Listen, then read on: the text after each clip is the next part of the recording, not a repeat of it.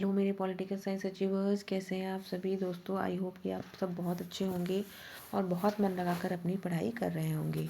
दोस्तों, आज की मैं जो वीडियो लेकर आई हूँ ये है लोक प्रशासन में, यानी कि पब्लिक एडमिनिस्ट्रेशन में हम लोग एमसीक्यू करने वाले हैं दोस्तों। लगभग 800 प्लस एमसीक्यू हम इस सीरीज़ में करेंगे।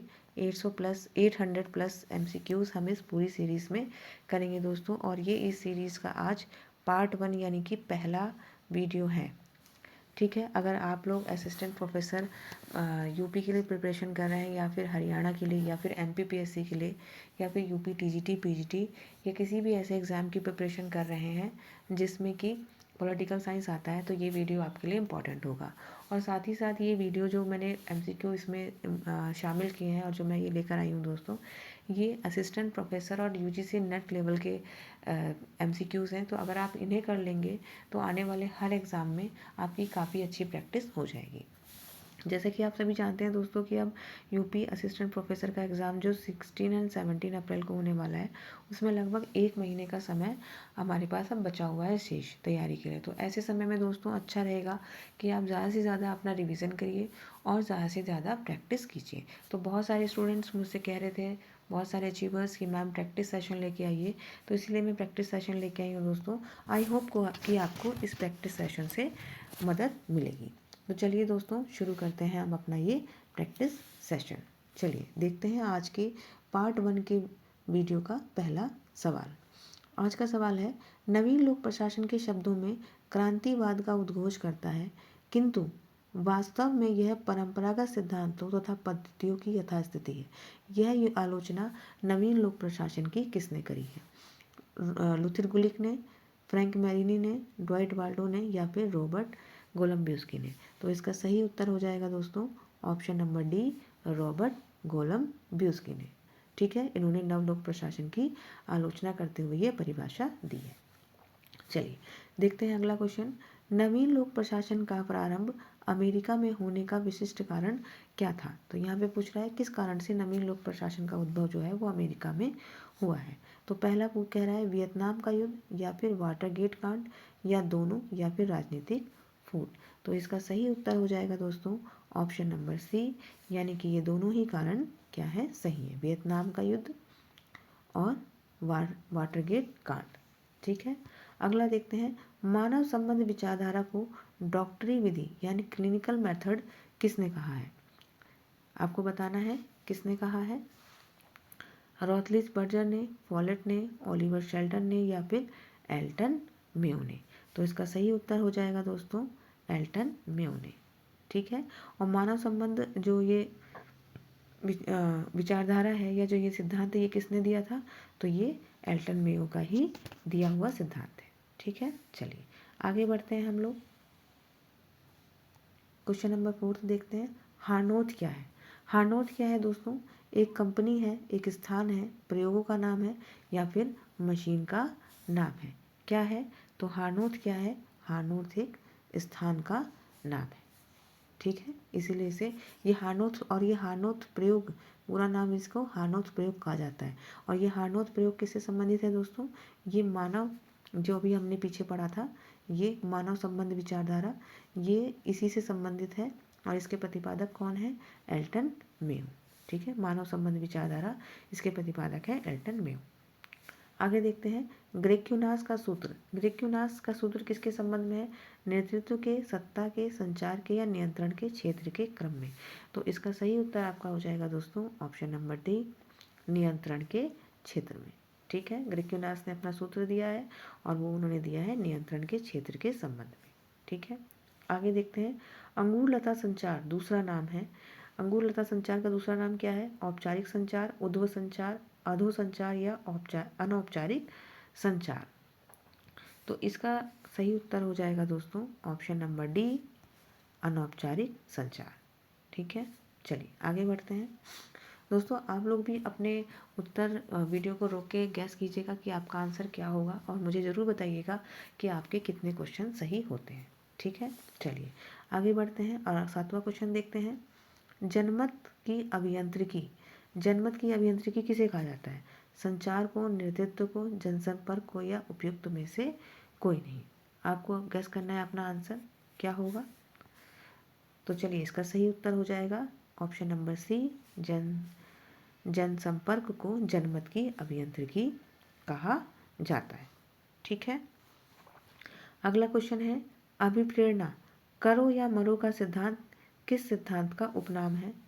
ठीक है, अभिप्रेरणा का करो या मरो का सिद्धांत किस सिद्धांत का उपनाम है? कैरेट स्टिक सिद्धांत का, भय व दंड सिद्धांत का, या फिर पुरस्कार सिद्धांत का, या फिर सहभागिता सिद्धांत का? मैं इसे छोटा कर देती हूँ ताकि आपको चारों ऑप्शन एक साथ दिख जाएं। ठीक है, अभिप्रेरणा का करो या मरो सिद्धांत किस संबंधित है? कैरेट या स्टिक सिद्धांत से, भय सिद्धांत से, पुरस्कार सिद्धांत से, या फिर सहभागिता सिद्धांत से? तो इसका सही उत्तर हो जाएगा option number B. Option number B यानी कि भय एवं दंड सिद्धांत। ठीक है, भय एवं दंड सिद्धांत ये इससे संबंधित है। ठीक है, चलिए आगे बढ़ते हैं दोस्तों। अगला देखते हैं, एक्स वाई थ्योरी, अभिप्रेरणा का एक्स वाई सिद्धांत किसने दिया है? एक्स वाई थ्योरी किसने दिया है? मैस्लो ने, मैकग्रेगर ने, हजबर्ग ने, या पैट्रिक टेलर ने? तो ये दिया है एक्स वाई थ्योरी। तो इसका सही उत्तर हो जाएगा option number C, Douglas McGregor. ठीक है, अब बाकियों को भी देख लेते हैं। हजबर्ग ने क्या दिया है? हजबर्ग ने दिया है टू फैक्टर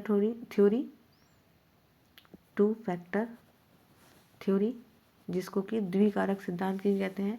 पैट्रिक टेलर ने दिया है वैज्ञानिक प्रबंध का सिद्धांत। और वहीं अब्राहम मैस्लो ने क्या दिया है? पद सोपान या फिर नीड हायरार्की, आवश्यकता सोपान या फिर नीड हायरार्की का सिद्धांत इन्होंने दिया है। ठीक है, चलिए आगे बढ़ते हैं। हेनरी अष्टम धारा का संबंध किससे है? न्यायपालिका से, प्रत्यायोजित विधान से, न्यायिक सक्रियता से, या फिर उपभोक्ता संरक्षण से? तो इसका आंसर हो जाएगा ऑप्शन नंबर डी, प्रत्यायोजित विधान से। ठीक है, चलिए अगला देखते हैं क्वेश्चन नंबर 11। हेनरी अष्टम का सिद्धांत किस देश से है? तो हेनरी अष्टम का सिद्धांत ब्रिटेन से, फ्रांस से, अमेरिका से, या फिर चीन से? तो ये किससे है? तो ये है ब्रिटेन से। ऑप्शन नंबर ए हमारा सही उत्तर हो जाएगा। आगे बढ़ते हैं। प्राचीन काल में लोक सेवकों की विधिवत शुरुआत कहाँ हुई थी? ब्रिटेन से, चीन से, जापान से, या फ्रांस से? आपको बताना है अपना सही उत्तर। तो सही उत्तर आपने आई होप गैस कर लिया होगा सभी लोगों ने। आसान प्रश्न है, इसका सही आंसर हो जाएगा ऑप्शन नंबर बी, चाइना से। ठीक है, लोक प्रशासन की सबसे पुरातन रचना है, सबसे पुरानी कृति कौन सी है? द प्रिंस, अर्थशास्त्र, कौटिल्य, या महाभारत? क्या हो जाए इसका राइट आंसर? इसका राइट आंसर हो जाएगा ऑप्शन नंबर बी, यानी कि अर्थशास्त्र। अर्थशास्त्र किसकी कृति है दोस्तों? तो ये कौटिल्य की किताब है, ये कौटिल्य की पुस्तक है। ठीक है, चलिए आगे बढ़ते हैं हम लोग। चेंज कर लेती हूँ पेन दोस्तों ताकि आपको अच्छे से दिखाई दे। प्रजातंत्र को यदि अपने कर्तव्यों का ज्ञान है तो कोई कारण नहीं है कि वह नौकरशाही से डरे। यह कथन किसका है? मैक्स वेबर, रॉबर्ट सी स्टोन, सर विलियम वेब्रिज, या फिर फाइनर का? तो इसका सही उत्तर हो जाएगा दोस्तों option number C, sir William वेब्रिज। ठीक है, चलिए आगे बढ़ते हैं। देखते हैं क्वेश्चन नंबर 15। नौकरशाही को महाद्वीपीय खुराफात किसने कहा है? थॉमस कार्लाइन ने, एम्ब्रोजियन ने, मैक्स वेबर ने, या फिर R.K. मर्टन ने? तो इसका सही उत्तर हो जाएगा दोस्तों, इसको महाद्वीपीय उपद्रव या खुराफात कहा है थॉमस कार्लाइन ने। ठीक है, चलिए आगे बढ़ते हैं और देखते हैं क्वेश्चन नंबर 16। संरक्षणदायी नौकरशाही का परंपरागत घर रहा है, यानी कि संरक्षण जो दायी नौकरशाही है वो मुख्य रूप से कहाँ उपजी और कहाँ की वो मुख्य विशेषता है? अमेरिका की, चीन की, फ्रांस की, या फिर मिस्र की? तो सही उत्तर बताना है। इसका सही उत्तर सभी को पता ही होगा, आसान प्रश्न है, संयुक्त राज्य अमेरिका यानी कि USA की। अगला क्वेश्चन देखते हैं। भारत में समस्त राजनीतिक सत्ता का स्रोत कौन है? संविधान, संसद, राष्ट्रपति या जनता। आप लोग अपना आंसर गेस कीजिएगा कि ये कौन है। तो ये हो जाएगा राजनीतिक सत्ता का स्रोत कौन हो जाएगा, भारत का संविधान। ठीक है, चलिए आगे बढ़ते हैं हम लोग, चलते हैं 18वें प्रश्न की ओर। 18वां प्रश्न देख लेते हैं। किसने एक निगम का प्रतिपादन किया है कि कर्मचारी एक दूसरे के लिए कार्य उत्पन्न करते हैं। किसने इस निगम नहीं होगा दोस्तों, ये नियम होगा। किसने इस नियम का प्रतिपादन किया है, नियम होगा ये, कि कर्मचारी एक दूसरे के लिए काम उत्पन्न करते हैं। मैक्स वेबर, रेज़्मेम्यूर, पार्किंसन या फिर पीटर ड्रकर। तो इसका सही उत्तर हो जाएगा ऑप्शन नंबर सी, यानी कि पार्किंसन। इसको दोस्तों पार्किंसन के नियम के नाम से भी जानते हैं। और यहाँ पे आपको ये भी लिखा हुआ मिल सकता है कि नौकरशाही अपना आकार बढ़ा लेती है। ठीक है, पार्किंसन इसको इस तरीके से भी डिफाइन करते हैं, इस तरीके से भी इसे इवेलुएट करते हैं अपने सिद्धांत को, कि नौकरशाही जो है वो अपना क्या करती है, आकार को बढ़ा लेती है। अगला देखते हैं। 1959 में दिल्ली में IAS प्रशिक्षण विद्यालय को समाप्त कर मसूरी में राष्ट्रीय प्रशासनिक अकादमी की स्थापना की गई थी और इसका नाम है लाल बहादुर शास्त्री प्रशासन अकादमी।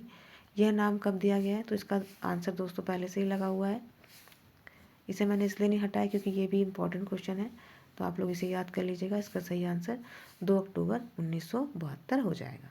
ठीक है, चलिए आगे बढ़ते हैं हम लोग और देखते हैं अगला क्वेश्चन।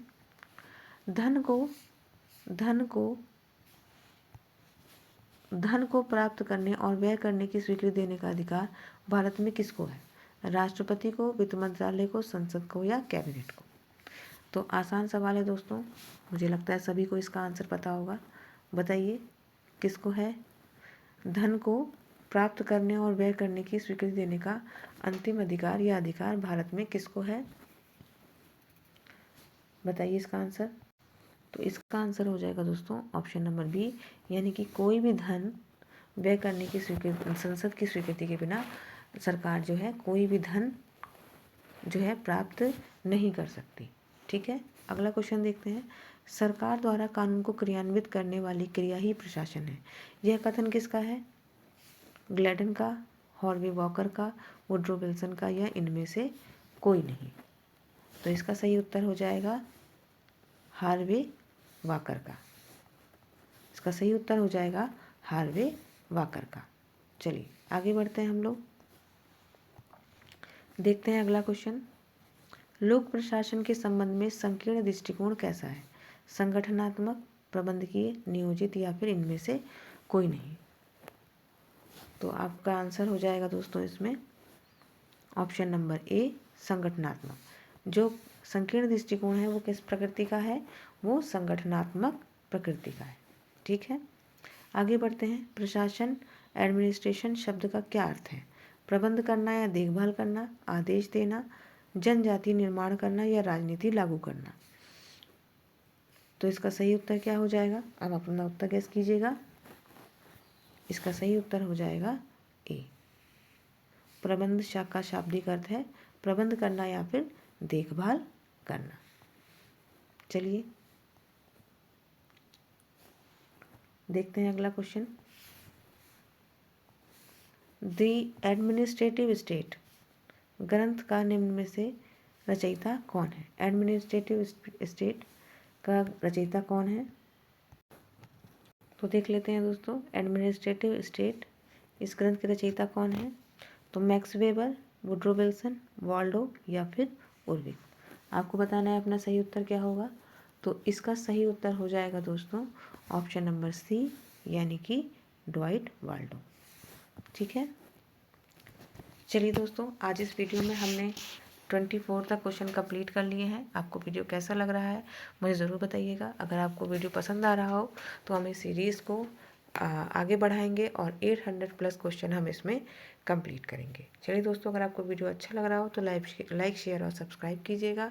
मैं मिलती हूँ आपसे अगले वीडियो में, तब तक आप मन लगाकर अपनी पढ़ाई करिए। नमस्कार दोस्तों।